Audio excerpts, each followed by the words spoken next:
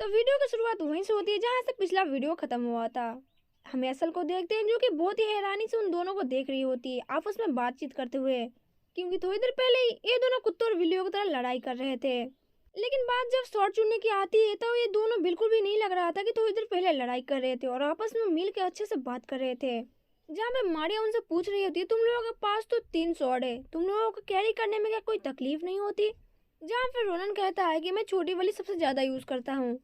मारिया उससे पूछती है कि छोटी वाली स्वॉर्ड कैसी है। रोनन कहता है कि स्वॉर्ड बहुत ज्यादा अच्छी है, उतना भी खराब नहीं है, लेकिन हाथ चलने लायक ठीक है और ये ब्लैक आयरन से बनी हुई है।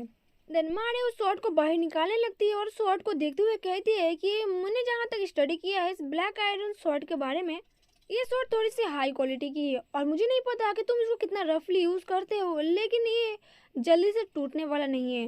जहाँ पर रोनन उस स्वॉर्ड को देखने लगता है और सोचता है कि मेरा फेवरेट स्वॉर्ड यही था, ब्लैक आयरन स्वॉर्ड, जो कि मैं पास्ट में यूज करता था सबसे ज्यादा। देन मारिया उसे स्वॉर्ड देते हुए कहती है कि स्वॉर्ड में मैजिक स्टोन का यूज किया गया है, इसलिए मैं स्वॉर्ड तुमको दे रही हूँ। फिर वो एसल की ओर देखती है और कहती है अच्छा, तो ये क्यूटी रेयर मैजिक का यूज कर सकती है? एसल शर्माते हुए हाँ कहती है। मारिया उससे पूछती है कि तुम कौन सा मैजिक का इस्तेमाल करती हो? एसल कहती है कि मैं टेलीकिनेसिस का इस्तेमाल कर सकती हूँ। इसे सुनकर मारिया बहुत ज्यादा हैरान हो जाती है। फिर वो अपने बैठने की जगह से उठ के कहती है उसे, तुम तो बहुत ज्यादा अमेजिंग हो, क्योंकि अगर तुम इस टैलेंट का यूज करोगी तो तुम्हें स्कॉलरशिप भी मिल सकता है। लेकिन उसमें एक प्रॉब्लम है। पहले तुम दोनों मुझे ये बताओ कि तुम प्रैक्टिकल एग्जाम में उनकी टीम के अंदर तुम कौन से टेक्निक का इस्तेमाल करने वाले हो उनको दिखाने के लिए। रोनन थोड़ा सा हैरान होता है और देन चुप होकर बैठ जाता है। इसके बाद मारिया उससे पूछती है क्या तुम्हें नहीं पता, अगर तुम फिलियन एकेडमी में जाना चाहते हो तो तुम्हें एंट्रेंस एग्जाम देना पड़ेगा। तुम्हें सबसे पहले प्रैक्टिकल एग्जाम देना पड़ेगा और सब प्रोफेसर को इम्प्रेस करना पड़ेगा अपनी टेक्निक से। और ये याद रखना कि थ्योरी एग्जाम डिफिकल्ट है, लेकिन उससे भी ज़्यादा मुश्किल है प्रैक्टिकल एग्जाम। अगर मैं पॉइंट की बात करूँ तो अगर तुम्हें प्रैक्टिकल एग्जाम अच्छे से पास कर लिया तो तुम पास हो जाओगे, और दूसरी भाषा में कहूँ तो अगर तुम उन लोगों को प्रूव नहीं कर पाए अपनी प्रैक्टिकल एग्जाम में तो तुम भूल जाओ पिवलियन एकेडमी में जाने के लिए। उन्होंने अपने मुंह से थका हुआ आवाज निकालता और कहता है कि इसका मतलब ये है कि मुझे एक स्वॉर्डमैन बनने के लिए एक स्वॉर्डमैन सिर्फ करना पड़ेगा।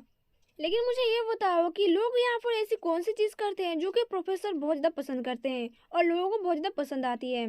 मारिया कहती है जो मोस्ट नोबल होते हैं वो अपने फैमिली का सीक्रेट टेक्निक इस्तेमाल करते हैं, और ज्यादातर लोग अपनी फैमिली सीक्रेट मार्शल आर्ट और जो फाइट के दौरान जो पर्सनल माना होता है उसका यूज करते हैं। रोनन उसे वहीं पर थमाते हुए उससे पूछता है कि ये माना क्या है, और क्या जो छोटे बच्चे हैं इस एज के वो क्या माना का यूज कर सकते हैं, और ये क्या कंपलसरी है? रोनन की इस तरीके की बातें सुन के मारिया बहुत ज्यादा हैरान हो जाती है और वो पूछती है कि अब तुम मत कहना कि तुम्हें माना के बारे में कुछ नहीं पता है। जो पिलियन एकेडमी के स्टूडेंट है इसका भरपूर इस्तेमाल कर सकते हैं जिसके पास माना हो, और माना तुम बेसिक से बेसिक चीज़ों में यूज़ कर सकते हो, अपने कॉम्बैट फाइट में भी तुम जैसे चाहे वैसे यूज़ कर सकते हो। लेकिन तुम्हारे एक्सप्रेशन से देख के मुझे ऐसा लग रहा है कि तुम्हारे कुछ प्रॉब्लम है। एंड देन फिर वो रोनन की ओर देखते हुए चिल्लाते हुए कहती है अब ये मत कहना कि तुम्हें माना के बारे में कुछ भी नहीं पता। रोनन चुपचाप बाबू की तरफ बैठा होता है, वो कुछ भी नहीं कहता क्योंकि उसे कुछ पता ही नहीं होता है। अब यहाँ पर मारी उसको चिल्लाते हुए कहती है कि तुम्हें नहीं पता कि तुम अपने माना को कैसे सेंस कर सकते हो। देन रोनन से कहता है क्या जो माना होता है वो अपनी औरे का सिमिलर होता है? अब इसे सुनकर तो मारी और भी चौंक जाती है, वो अब हक्का बक्का रह के अब कुछ बोल ही नहीं पाती। इसके बाद वो शर्म के मारे अपने चेहरे पर हाथ रख लेती है और कहती है कि मैं एक ऐसे लड़के से बात कर रही हूँ जो कि पिलियन एकेडमी में एंटर करना चाहता है, और ये लड़का कह रहा है मुझे कि औरा और जो माना होता है वो दोनों सिमिलर होता है, ये कैसे बोल सकता है ऐसे? देन रोनान कंफ्यूजन में अपनी गर्दन की ओर हाथ रखते हुए उससे कहता है कि ये ऐसा कोई चीज़ है जो कि मैं तुम्हारे मुंह से सुनना चाहता हूँ और जानना चाहता हूँ, क्योंकि मुझे इसके बारे में बिल्कुल भी नहीं पता। फिर अचानक से मारिया वहाँ से उठ जाती है और कहती है कि तुम्हें इसके बारे में कुछ जानना है, चलो मेरे पीछे आओ। रोनान थोड़ा सा हैरान हो जाता है और उससे पूछता है कि अचानक से? देन जिसके बाद मारिया उसके स्वॉर्ड को उठा लेती है और कहती है कि मैं तुम्हारे स्वॉर्ड को कुछ देर के लिए उठा रही हूँ और मैं अपने स्वॉर्ड ब्लैक स्मिथ को यहाँ पर रख रही हूँ। जहाँ पर रोना ने देख के बहुत ज्यादा चिढ़ जाता है, उसके ऊपर चिल्लाता है कि तुम इतने कॉन्फिडेंट कैसे हो, और तुम अगर मेरे स्वॉर्ड को डैमेज कर दिया तो? मारिया उसे पूरे कॉन्फिडेंस के साथ कहती है कि ऐसा कुछ नहीं होने वाला, और ऐसा कुछ होने से पहले मैं अपने काम को फिनिश कर दूंगी, और अगर कुछ ऐसा हुआ भी, अगर मैंने गलती से तुम्हारे स्वॉर्ड को डैमेज कर दिया तो मैं तुम्हें एक स्वॉर्ड के बदले 2 स्वॉर्ड वापस करूंगी, नहीं 3 स्वॉर्ड वापस कर रही हूँ, चलो आप खुश हो जाओ। देन फिर रोनन उसके बाद थक हार के मान ही जाता है। फिर मारिया वहाँ से बाहर जाते हुए कहती है कि तब चुपचाप वहाँ पर बैठे क्यों हो, मेरे साथ बात करना बंद करो और मेरे पीछे आओ, मैं तुम्हें कुछ स्पेशल ट्रेनिंग देने वाली हूँ। जिसके बाद वो माना के बारे में बताती है कि माना एक रूट सोर्स है जो कि नेचर के पावर से आती है, जैसे कि हवा हो गया, वो दिखाई तो नहीं देता लेकिन वो है। जैसे ब्रह्मांड में बहुत सारी चीजें हैं जो हमें दिखाई नहीं देता लेकिन वो होता है और वो एग्जिस्ट करता है इस दुनिया में। तुम जैसे ही उसे फील कर सकते हो, तुम अपने मानव की यूज कर सकते हो, जैसे मेडिटेशन करते हो वैसे ही अपने मानव को, अपनी ऑरे को एक साथ इकट्ठा करके तुम इसको यूज कर सकते हो। कोई देख तो नहीं सकता लेकिन तुम इसे महसूस जरूर कर सकते हो। और माना को यूज करने के लिए सबसे बड़ी बात है, तुम्हें अपने सेंस ऑफ ह्यूमर को भी एक्टिव करना पड़ेगा। और इस तक पहुंचने के लिए तुम्हें बहुत ज़्यादा ट्रेनिंग की ज़रूरत पड़ती है, लेकिन ये इतना ज़्यादा आसान नहीं है। यूजुअली तुम 1 साल तक इसको ट्रेनिंग करोगे तब जाकर तुम इसको थोड़ा बहुत सेंस कर सकते हो। लेकिन फिलियन के जो स्टूडेंट है वो लोग अच्छे से जानते हैं कि इस सुपर एक्टिव मानव को कैसे यूज़ कर सकते हैं, और वो इस स्टेज तक पहुंच चुके हैं कि वो अपने मानव को अपने तरीके से यूज़ कर सकते हैं और देन फिर अप्लाई करते हैं फिलियन एकेडमी में एग्ज़ाम देने के लिए। अब समझ में आया कि माना क्या होता है? छोड़ो, तुम्हें कुछ भी समझ में नहीं आया, तुम्हें तो बिल्कुल भी नहीं पता कि माना और ऑरा में क्या डिफरेंट होता है, और तुम्हें जाना है फिलियन एकेडमी। ये सब सेंस के ऊपर निर्भर करता है, लेकिन तुम्हें तो इसके बारे में कुछ भी नहीं पता। मुझे लगता है तुम्हें अभी भी समझ में नहीं आ रहा है। चलो मैं तुम्हें और एक बार समझाती हूँ। समझ लो कि ऑरा एक टाइप का माना है, लेकिन इसका डिफरेंस बहुत ज़्यादा अलग है। समझ लो स्काई है लेकिन वो अर्थ है। रोनन उसकी ओर देखता है और कहता है कि अच्छा तो ये डिफरेंट है। रोनन कहता है कि अच्छा ये वही लोग हैं जो कि 10 साल की कड़ी मेहनत के बाद भी अपने खून को जमा देने के बाद अपनी ऑरे को एक ऐसी पोजीशन पर ले आते हैं जो कि मुश्किल से भी मुश्किल हालातों से वहां से निकल सकते हैं अपने अंदर की पावर से। इसको हम ऑरा कहेंगे। मारिया कहते हैं कि ठीक है, तुम थोड़ा बहुत समझ रहे हो।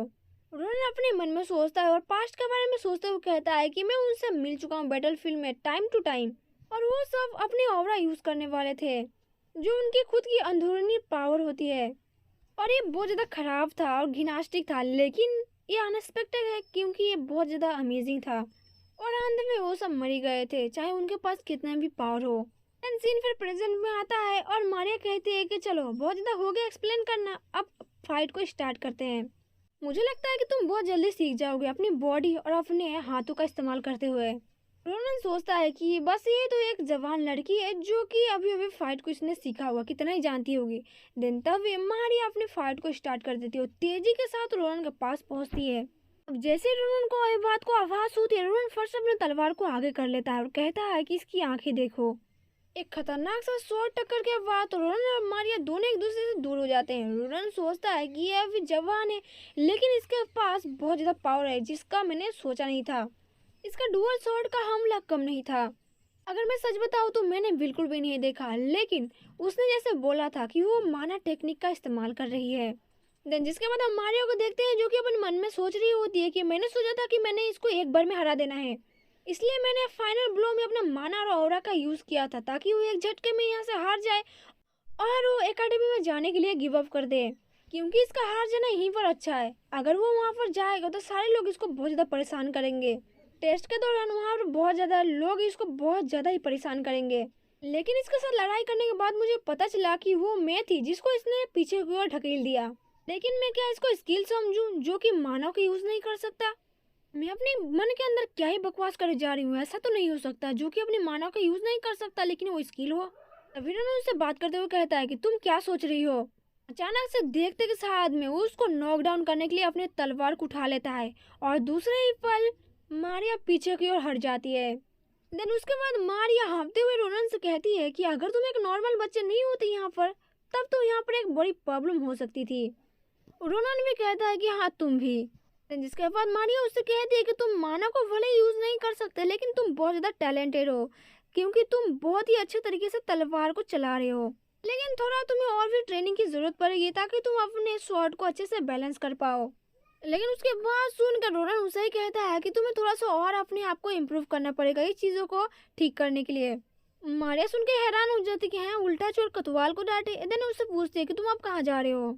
जब रोनन कोई भी सवाल का जवाब नहीं देता, मारिया वहाँ पर बहुत ज़्यादा चिढ़ जाती है और उससे गुस्सा होते हुए कहते हैं कि तुम मेरे सवाल का जवाब क्यों नहीं दे रहे हो।